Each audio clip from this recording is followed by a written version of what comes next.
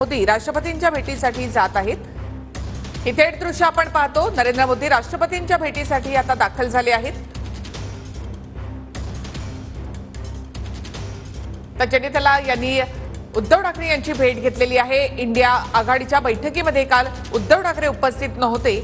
संजय राऊत, अनिल देसाई या बैठकीसाठी उपस्थित राहिले होते। मात्र चन्नीथला यांनी आज मातोश्रीवर उद्धव ठाकरे यांची भेट घेतलेली आहे। उद्धव ठाकरे यांना देखील काल इंडियाच्या बैठकीसाठी निमंत्रित करण्यात आलं होतं, मात्र ते जाऊ शकले नाहीत।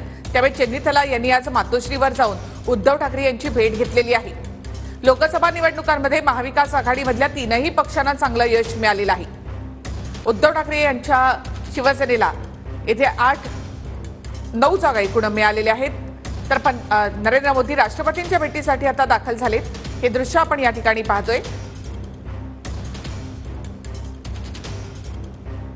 तर एनडीएचे नेते म्हणून नरेंद्र मोदी यांची निवड करण्यात आली आणि त्यानंतर 9 तारखेला 9 जूनला संध्याकाळी 6:30 वाजता नरेंद्र मोदी पंतप्रधान पदाची तिसऱ्यांदा शपथ घेणार आहे।